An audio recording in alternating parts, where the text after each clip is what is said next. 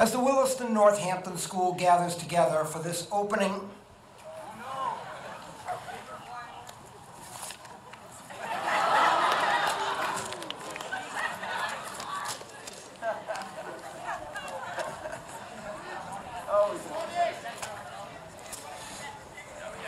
thank you. As the Williston Northampton School gathers together for this opening of the school year, we have an opportunity to have a few moments of reflection. Although this is obviously not the real beginning, it is the formal beginning as we convoke to celebrate the start of school. I ask that we reflect on where we are, where we have come from, and where we expect to be metaphysically at the end of the school year. We would all like all of us to be here physically. We all had experiences this summer that offered a new perspective on life.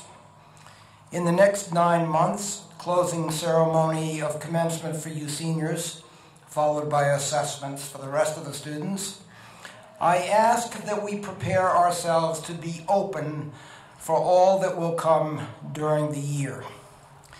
We gather with a sense of purpose, with a continuation of or search for a passion, and with a concern for the integrity of both self and community. We will not only individually discover during this year, we will also reveal ourselves to others, both as teachers and as students. Look forward with a sense of awe to each of those transfers, from the me of each of us to the you and in the other direction. Whether you are a student, first year or sixth, or anywhere in between, or a faculty member, or a parent, or an alum, or a friend, I hope you will pause to think, to expect change, to give thanks, and to look forward to a great school year. I ask that we have a few moments of silent reflection for both the future and in remembrance for people, events in the past. The past is gone, but it has left a legacy in the place, in the names of those who grace many of the sites on the campus, in the spirit of community of Williston Northampton. That legacy is here with us now. Let us be silent for just a few moments and let your thoughts become a guide.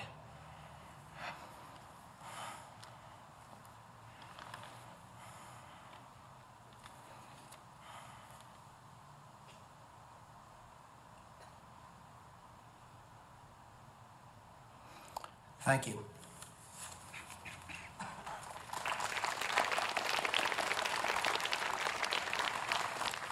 Thank you, Swanee. What a day, Williston. Good afternoon, everybody. I hope everyone is feeling pretty good after the first week of classes. Academic excellence, after all, is the first priority in our newly adopted strategic plan for Williston, which is called Innovation and Purpose. And I know you would not be here if that wasn't one of your top goals. A special welcome to our honored guests in attendance, former faculty, past parents, former trustees, and of course our speakers. And you, the class of 2015. It must seem odd to you, 2015, that each new day represents a last for you in your Williston careers. And that's why you, in particular, have no time to waste. I hope all of you, though, from the first alpha name in the 7th grade, Eric Albanese, to the last in the senior class, Cici Chang, that's spelled Z-H-A-N-G, have begun to set academic goals. And I don't mean goals like getting an A in Mr. Simpson's Spanish class, or getting a 5 on your AP exam in Mrs. Sawyer's class, though those are both very worthy. What I mean to say is that it's important for you to go a little deeper, to take time to reflect on your goals, asking why, asking what are the underlying skills and personal qualities and mindsets that you will need to be successful.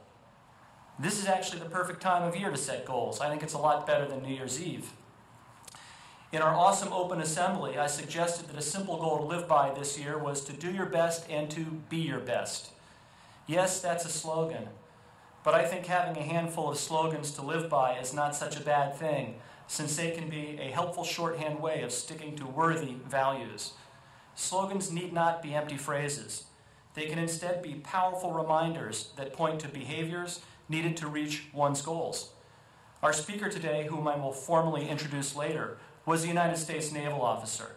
They had a slogan when I was a kid: "Join the Navy and see the world." And I suppose that might have caught Mr. Pryor's imagination back in the day. By the way, I've never understood the Army recruiting slogan that went, "Be an army of one." What's that all about? If I were in the Army, I'd want a lot of people in front of me and a lot of people behind me. I don't want to be an army of one. Sometimes the power of slogans depends on our own unique set of experiences. So there's one in particular that never works for me. Fly the friendly skies.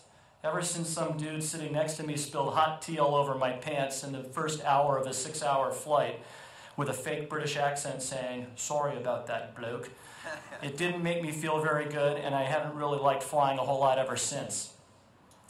I don't have to tell you guys how fast this world is turning and how much it has changed in your lifetimes. We are one day beyond the 13th anniversary of September 11th, and some of you were born during that week in 2001. So your birth actually coincided with one of those inflection points of history after which things are fundamentally different. All of these years later, we are still at war, with thousands of troops overseas, more on the way, and headlines from Ferguson, Missouri to Mosul, Iraq, leaving us questioning our plight. Doing nothing and adopting an intellectually isolationist posture is not an option. In a book I shared with the faculty that I've read recently called The Second Machine Age, the authors, who are both MIT professors, talk about the effect that technology and improvements have in our lives. And they argue very persuasively that we are at a threshold moment right now, that what comes after will be unimaginable today. Imagine what lies ahead in the next 6 years when the class of 2020 graduate from Williston, if you consider that President Kennedy called for a man to land on the moon in 1960, and it took 9 years to make that happen, and have Apollo 11's Neil Armstrong famously say, "One small step for man, one giant leap for mankind." By the way, that triggered an equally famous debate about whether or not he messed up that line.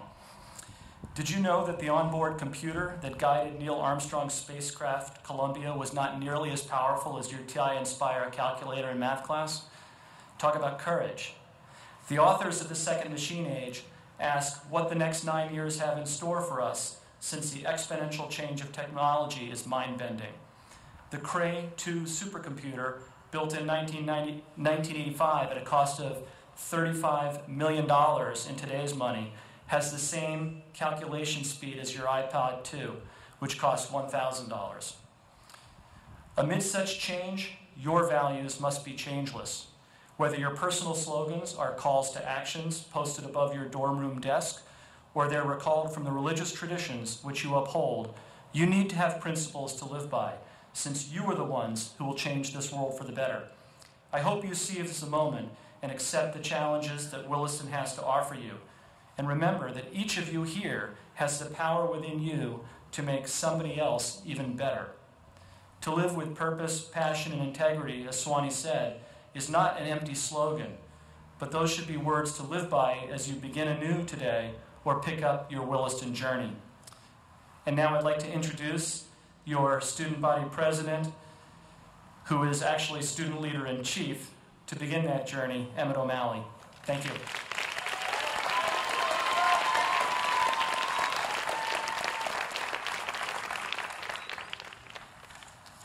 All right, welcome to Convocation. This speech is divided into 3 sections, the 3 S's, if you will: Socrates, success, and summing up. Part 1, Socrates. Since it's the start of another academic year, it's probably appropriate that we engage with the big Socratic question right off the bat. That is, what course of life is best? A question that Socrates directed toward Callicles, a sophist, a person not in pursuit of virtue. Wow, this sounds funny, I don't know why. In pursuit of virtue in Plato's masterpiece, The Republic. From my humble perspective, the answer to that existential question, what course of life is best, is that we acknowledge the convergence between our own personal pursuits and the moral obligations that we owe to others for our privileged positions as members of the Williston community. That convergence between our personal and moral obligations is, at least for me, where the answer to that question, what course of life is best, lies. In addition, our answer to the essential Socratic question inculcates us with, as Mr. Hill likes to remind us, purpose, passion, and integrity. Of course, it is fair to infer that humans aren't going to universally agree about the correct answer to the great question, what course of life is best? With that said, I want to examine our more personal hopes, the ones that will propel us and thus engage the better angels of our respective natures to, hopefully, move our community forward. Forward in the sense of justice and mercy to all humans, regardless of where they live or how intimately we know them. One caveat, please don't conflate personal pursuits and narcissistic ones, something that is done all too often in our egotistical world. When pursuing some goal or passion in a way that benefits us, it is imperative, as Immanuel Kant taught us, to act in such a way that you always treat humanity, whether in your own person or in the person of any other, never simply as a means, but always at the same time an end. Of course, everyone here has a sense of hope towards a very personal goal. That goal is success. This is an assumption, but as far as assumptions go, I think it's a pretty safe one. We crave success, oftentimes in a material sense, but this is not enough, particularly in a world full of racism, economic inequality, sexism, gut-wrenching poverty, homophobia, catastrophic climate change, Ferguson and Gaza. In short, we need a sense of empathy to answer the question, what course of life is best? I stand before you today not to tell you how to specifically answer the big Socratic question of how to be successful, but to encourage us to be skeptical of what traditional success even is.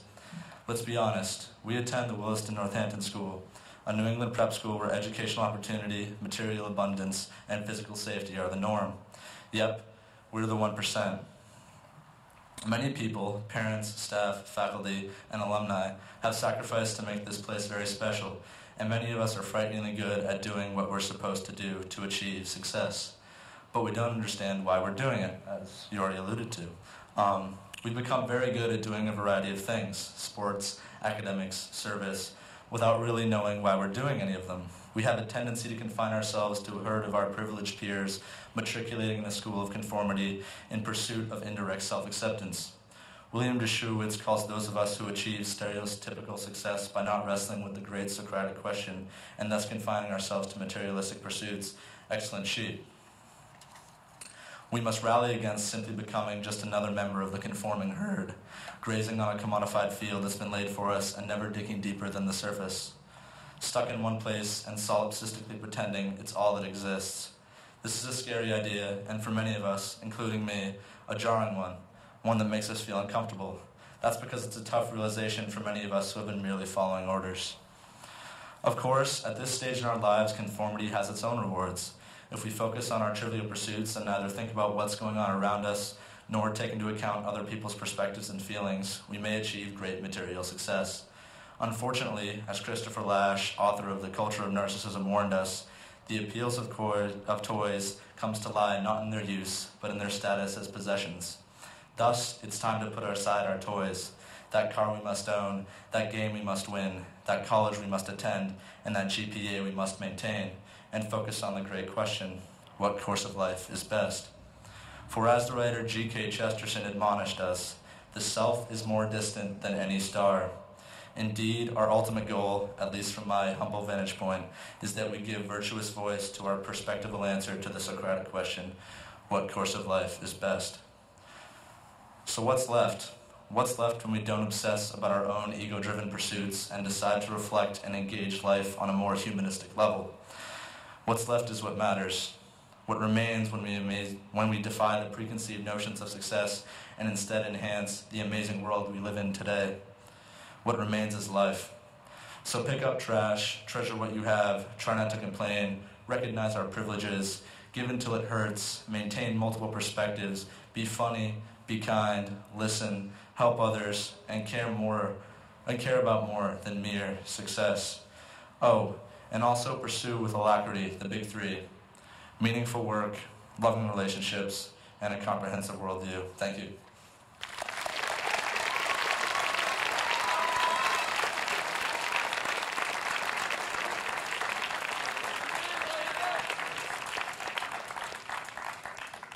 Great job, Emmett. I think you're going to be a philosophy major, whichever college you wind up in. Sounds pretty clear to me. It's a real privilege for me to introduce our speaker. After graduating from Williston, Northampton, Mr. Pryor attended and graduated from the historically black college, Morehouse College, where you film buffs would like to know that he was classmates with Spike Lee. Mr. Pryor had a distinguished career in the United States Navy, where he held a number of leadership roles, and he's one of a very select few to serve on an active duty battleship as a turret officer. I thought that was pretty cool. When I was a kid, I loved the Navy. He has held executive jobs at major U.S. corporations like Johnson & Johnson and Coca-Cola, and in those jobs and in the Navy, he traveled the world, which gave him the unique global perspective that he has today. Please join me in welcoming home from the class of 1973, Williston's own U.S. Navy Captain retired, Mr. Julius Pryor III.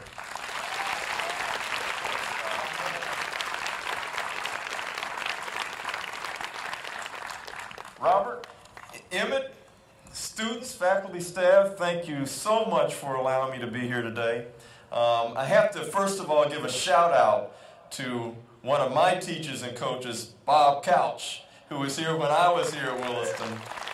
Even caught a few passes. You taught me well. It's always great to get back to East Hampton and to get back to Williston Northampton School. And I just wrote my first book. I'm a fledgling author, and the name of the book is Thriving in a Disruptive World. And I talk about 6 critical concepts for navigating the 21st century. So I'm going to talk to you a little bit about some of these concepts that I relate in the book. But before I begin, I want to tell you a story about a guy named Jim. And Jim is working in his family's business.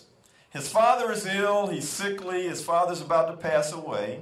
And when his father dies in a few weeks, Jim is going to inherit a huge multi-billion-dollar fortune. And he finally figures that he needs a wife with which to share this fortune with. So one evening at an investment meeting, he bumps into this amazing woman. Her beauty literally takes his breath away. You all know how that is. He goes up to her and says, look, I may not look like much, but in a few weeks my father's going to pass away and I'm going to be a billionaire. She was impressed. She took his card, and 6 days later became his stepmother.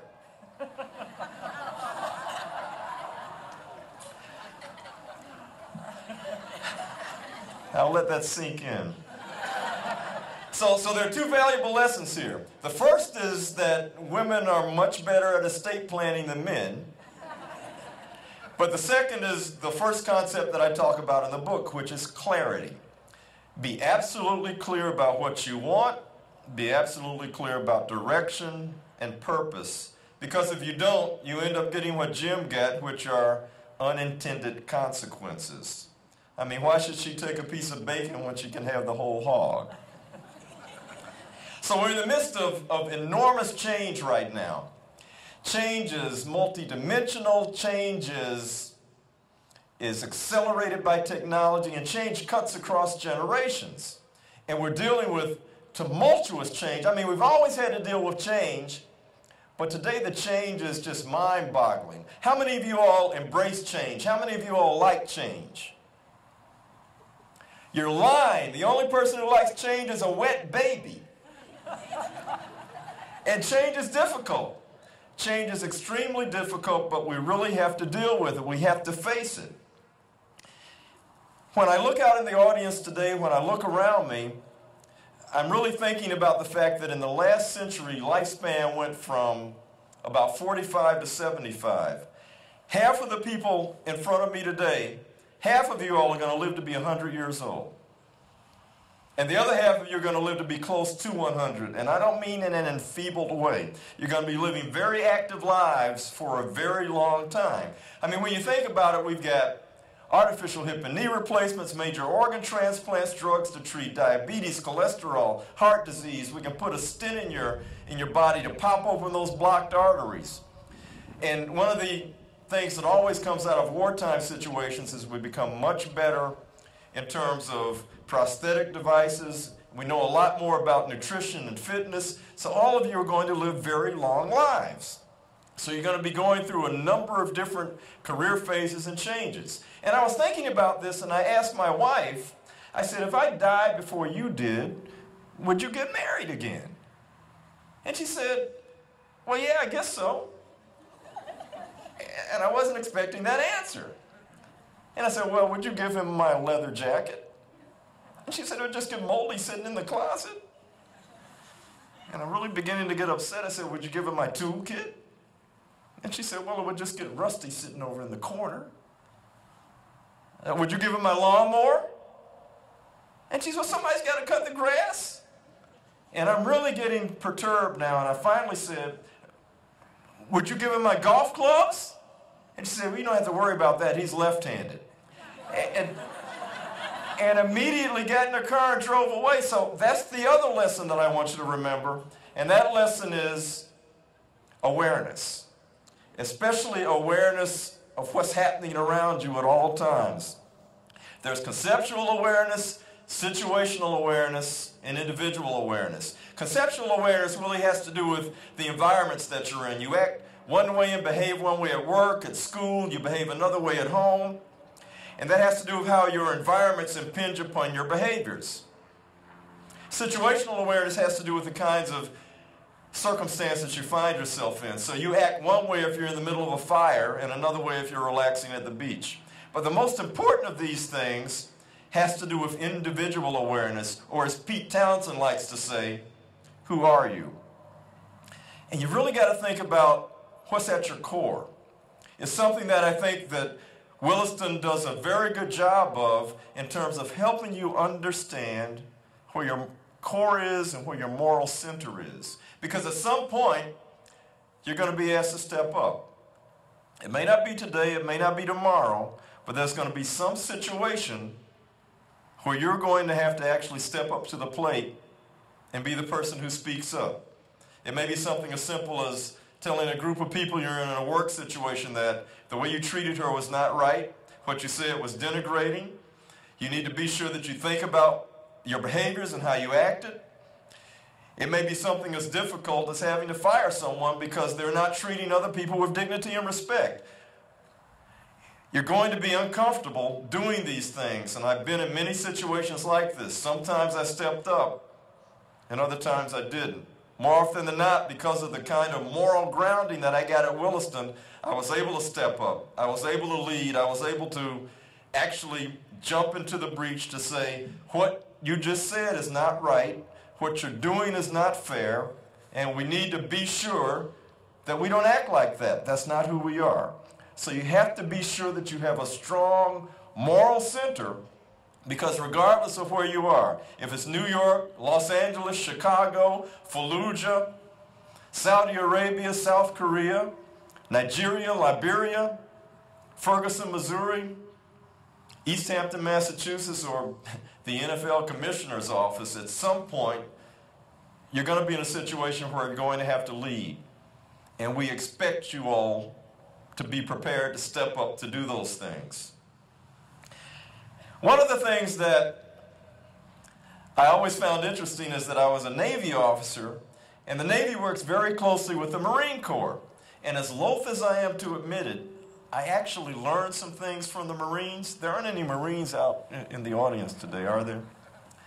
The Marines have something that they call the 70% solution. They basically say if they've got 70% of their resources, 70% of their intelligence, 70% of their supplies, 70% of an understanding of the mission, that they're going to move forward. They say if we wait until we have 100% and all the conditions are perfect, the mission's over before we get there. So they basically have to be ready to move forward and be forward deployed, even when they're not quite prepared and don't have everything that they need. One day they may be repairing a runway, the next day they may be doing hurricane relief, and the third day or the next week they could be fighting an insurgency. So they have to always have a forward-leaning, forward-deployed, expeditionary kind of attitude because they know that they have to improvise, adapt, and overcome. In other words, they have an agility orientation. We all need to begin to think in that way. We all need to have an agility orientation. And even if you fall flat on your face, as long as you fall forward, you're making progress. You're going to stumble a little bit, you're going to fall, you're going to make some mistakes, and the Marines do that. And they expect to do it, but they say if we're not moving forward, we're not going to be able to do the missions that are set out in front of us. So be sure that you keep that attitude in mind. You need an agility orientation. I want to wrap up with one last story to you, and it talks about another concept that I have in my book that really talks about how we come together. And this is what I'll call the parable of Old Eddie. A man's driving down a road early one morning. He's out in a rural area in the country. A rainstorm has just gone through. The visibility is not very good. And he comes to a curve and actually drives his car off the road into a ditch. It's a muddy ditch. His car is stuck. He doesn't know how he's going to get it out. So he gets out and walks to a nearby farmhouse. He gets to the farmhouse, knocks on the door, and asks the farmer if he can help him. And the farmer says, well, there aren't any tow trucks around. We're out in the middle of nowhere. There won't be anybody to help you for another day. But old Eddie can get you out of that ditch. And he points to a broken down mule in a field next to his house. And the man looks at old Eddie, and old Eddie looks like he's more ready for a glue factory or retirement than any kind of hard work. But he says, what have I got to lose? So the farmer, and old Eddie walk back over to his car. The farmer hitches old Eddie up to the car, and he snaps the reins. And he yells out, pull, Jim! Pull, Bob! Pull, Mary! Pull, Gertrude! Pull, Eddie! And the mule grunts and groans and pulls against the reins, and within a few minutes the car is out of the ditch, out of the mud, and on dry land. The man is simply amazed. He says, how did you do that?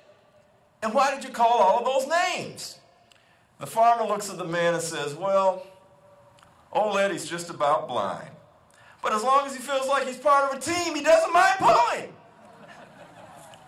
And ultimately, we are a part of a team. We're part of a family. We're part of Williston. And you all are going to have to be clear. You're going to have an agility orientation. You're going to have to be ready to represent and step up. You're going to have to be ready to do the things that we expect you to do, because we not only expect you to succeed, we want you to succeed. I really appreciate having the privilege and honor of speaking to you today, of being a part of this institution, and I'm going to continue to come back, and I expect you all to do the same thing. Thank you.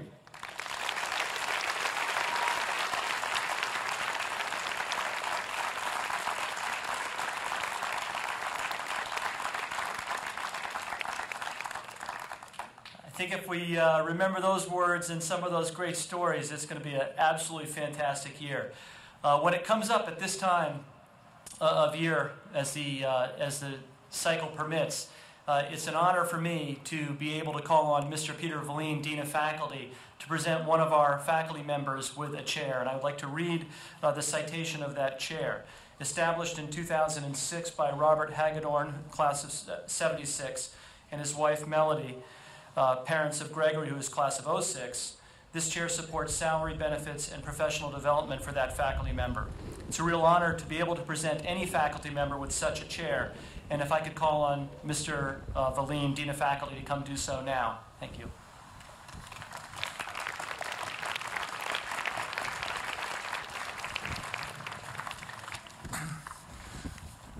As Mr. Hill indicated, it's my privilege this afternoon to award the Hagedorn Chair to one of the members of the Williston faculty. This year's recipient of the Hagedorn Chair is a passionate teacher whose dynamic and effective teaching style has consistently been on display since her arrival on campus in 1999. Her approach to teaching is characterized by her commitment to a philosophy of language acquisition that emphasizes the use of relevant, real-life situations encountered fully in the target language. Her classroom is always a hive of energy as students are immersed in rapid, imaginative, and purposeful activities. When asked on a recent student feedback survey what they liked best about the class, one student wrote, "What I think is most helpful is we never sit down. We're always actively learning." Her pedagogy masterfully provides her students with the building blocks of language by coaxing them into their discomfort level to provide the necessary opportunities for growth. In this manner, she deftly eliminates their inhibitions while increasing their confidence and skill. In a self-evaluation, she wrote, "Her overriding hope is to create each year a safe, comfortable, and encouraging immersion classroom where the students can learn from rather than be embarrassed by their mistakes." In addition to teaching French, she's been a dorm head, a caring and thoughtful advisor, and has for many years been the faculty advisor for our school yearbook, The Log. In this capacity, she's led the yearbook staff through a significant transition in transforming this publication into the digital age. Her colleagues on the faculty respect her professionalism and her utter dedication to the craft of teaching. We admire her energy and her infectious enthusiasm that she brings to the classroom. She's reflective in her practice as she constantly revises her curriculum, determined to keep it fresh and alive for her students. The high standards that she sets for her students mirror the high standards she sets for herself, and in this way, she's a wonderful role model for all of us. I'd like to close with the words of a former administrator who wrote, "It's fun to watch Sue teach. Everyone should have this opportunity." It gives me great pleasure to announce that the new recipient of the Hagedorn Chair is Sue Michalski.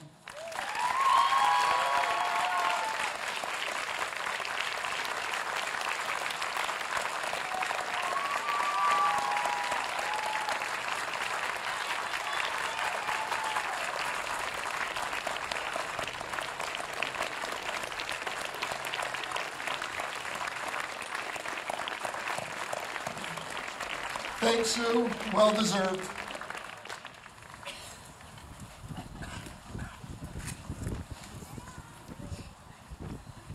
Just a couple more things before we show off being a singing school. You know, you're never too old to make new friends, and that's something that's always been very important to me in my life. I feel blessed to have great old friends and to make new ones. And I just happen to have this book here, written by a new friend of mine who's someplace over my right shoulder. And I want to read from that for a second, so please just bear with me. I'm kind of going off script. So this is page 58, Thriving in a Disruptive World by Julius Pryor III. Teachers are under enormous pressure and are constantly being derided and criticized, primarily by the chattering class. Yet they show up every day to do their jobs. They believe in what they are doing. They are engaged in a purpose-driven profession. They are making a difference for many students who in some cases get no encouragement in their lives other than from a caring and supportive teacher. I personally can think of a number of great and supportive teachers that I have had over the years that have made a difference for me. They encouraged me and pushed me when I needed it. They helped me build confidence in my ability to move forward and accomplish goals in my life. I'll say it again. We are all indeed blessed to have teachers who are passionate about their jobs. Please join me in showing our appreciation for all the teachers arrayed behind me.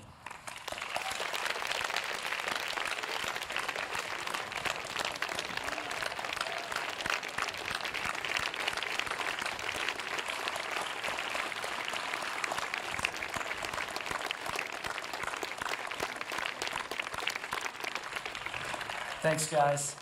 I love that. We just learned to be nimble and to be agile, so I'm going to be nimble and agile right now. Since I came to the school 5 years ago, we had a new tradition to begin this ceremony. Somehow that got missed, so we're going to close it right here before we become a singing school. And I'd like to ask for another moment of silence as the Angelus is rung from across the street, which is the bell that existed at Hamp School for Girls, and which we placed behind my house, and we ring at this ceremony and also at commencement. So if I could have the Angelus rung, please.